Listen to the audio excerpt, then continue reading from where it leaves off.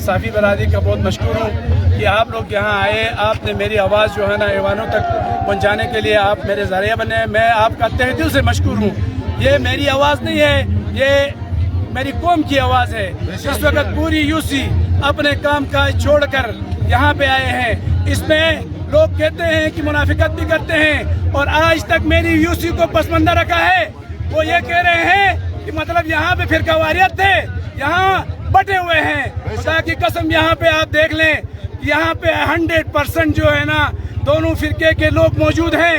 और वो ये कहते हैं कि अगर हबीबुल्लाह को टिकट नहीं मिला तो ये कुछ भी करना चाहते हैं। पार्टी के लोगों को, मैं कायदीन को ये गुजारिश करता हूँ, मियाँ मोहम्मद नवाज शरीफ से, शहबाज शरीफ से, मरियम साहिबा से, पार्लिमानी बोर्ड से, हफीजुर रहमान से, खुदा की कसम कौम ने आज फैसला दे दिया है।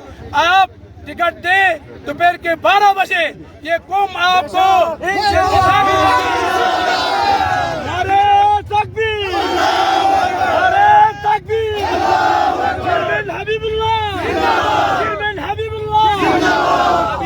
अभी तशकिन का काफिला आप देखेंगे, खर्चों का आ गया है। तशकिन से आप काफिला भी खुद देखेंगे, उनके जज्बात आप खुद सुनेंगे।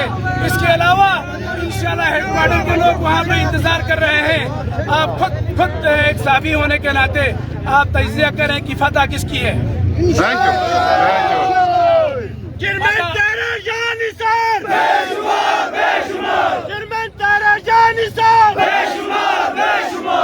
इंशाअल्लाह हमेशा हक की होगी। ये अल्लाह इनके साथ है।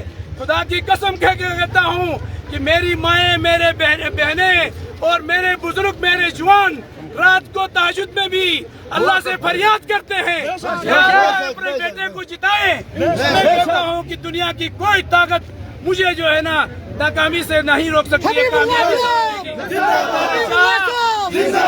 अभी आपकी है। मैं ये चाहता हूँ, अल्लाह ने मुझे मौका दिया, मैं हल्का 1 नहीं, हल्का 2 नहीं, मैं अस्तोर की कौम की इंशाल्लाह आवाज बन के आवानों में जाऊंगा।